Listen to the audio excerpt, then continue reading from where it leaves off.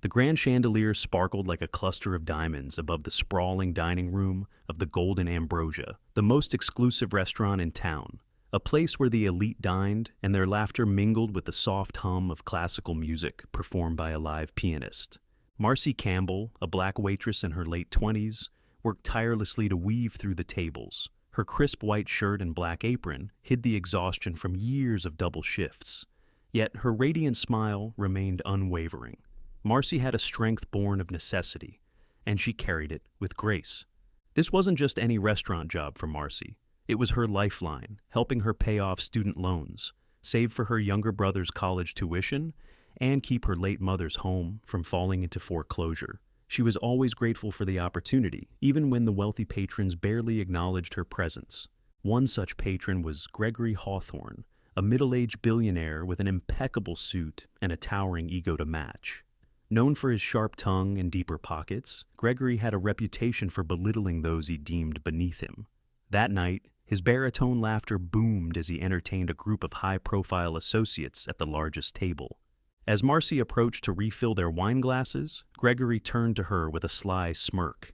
"You seem light on your feet, young lady. Tell me, do you dance or sing too?" Marcie's hand froze momentarily before she regained her composure. "No, sir, I just focus on my work here."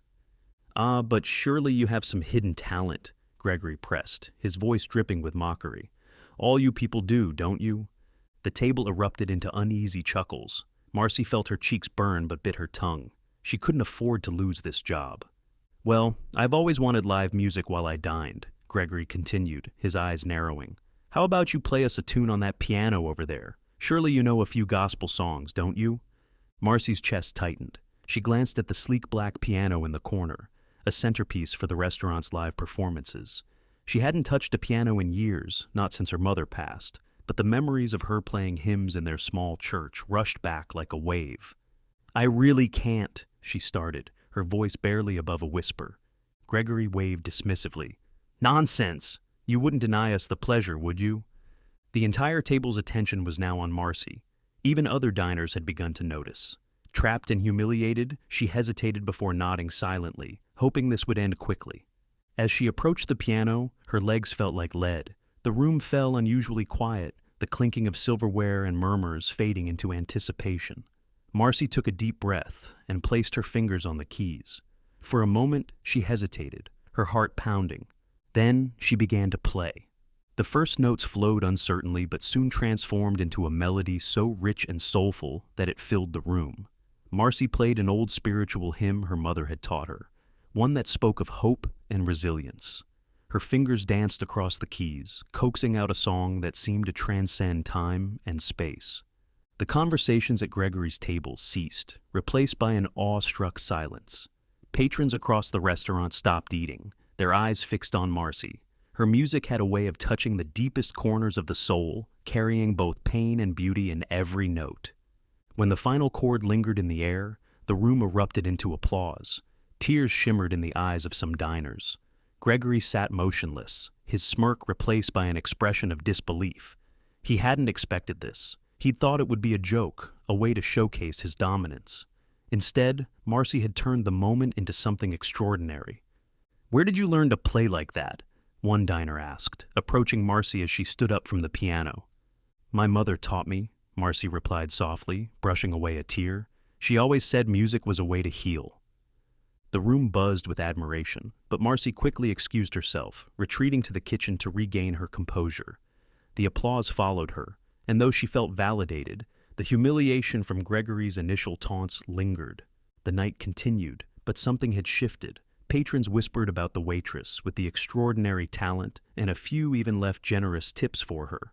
Gregory, on the other hand, appeared restless. His usual bravado had dimmed, and he occasionally glanced toward the kitchen door where Marcie had disappeared.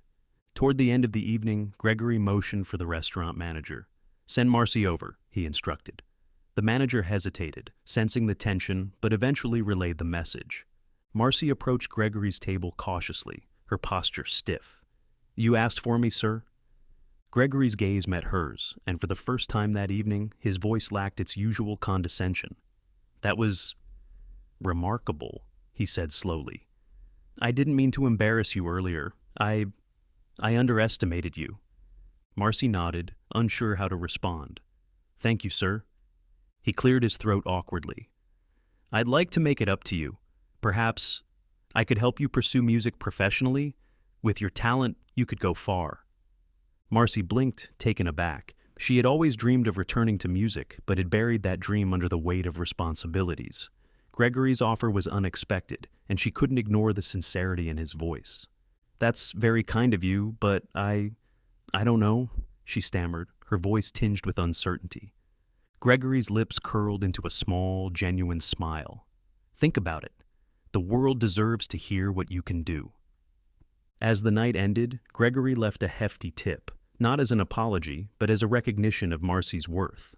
Word of her performance spread, and within weeks a local journalist wrote a feature about the waitress with a piano's soul. Gregory followed through on his promise, connecting Marcie with contacts in the music industry. Months later, Marcie stood on the stage of a packed concert hall, her fingers gliding over a grand piano. The crowd erupted into applause as she finished her final piece. She had come a long way from the dining room of the Golden Ambrosia, but she never forgot the lessons she'd learned there. In the audience that night sat Gregory Hawthorne, watching with a rare humility. The young woman he had once tried to humiliate had transformed into a beacon of talent and grace. Marcie's music wasn't just a performance. It was a testament to justice, resilience, and the power of rising above adversity. Later that evening, after the show had ended, Gregory approached Marcie backstage. She stood there, still glowing from the performance, her confidence radiating. Marcie, he began, his voice softer than she'd ever heard it. You were beyond words. Thank you for letting me witness that. Marcie smiled warmly, the burdens of her past feeling lighter than ever. Thank you for believing in me, she replied. It means more than you know.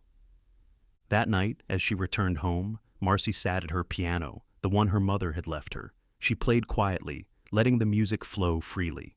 Her life had changed, and so had Gregory's, proving that sometimes justice is served not in punishment, but in transformation. As Marcie's story spread, she became a symbol of perseverance and inspiration. Communities rallied around her, and music schools invited her to speak to aspiring musicians. Every note she played became a reminder that dignity could prevail over prejudice. Gregory's change, too, became a point of reflection for many, a testament to the idea that even the most hardened hearts could be softened by the power of genuine talent and human connection.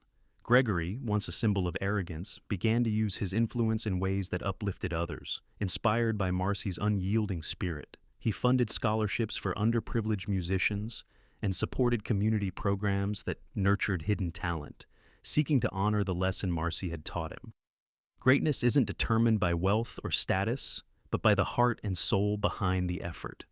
For Marcie, her journey didn't end with her performances. She founded a program to provide free music lessons to children in underprivileged communities, ensuring her mother's legacy of healing through music lived on.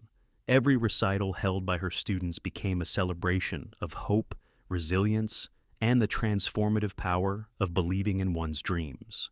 Through her actions, Marcie proved that justice wasn't just about righting wrongs, but about creating opportunities where there were none, and fostering change through kindness and persistence.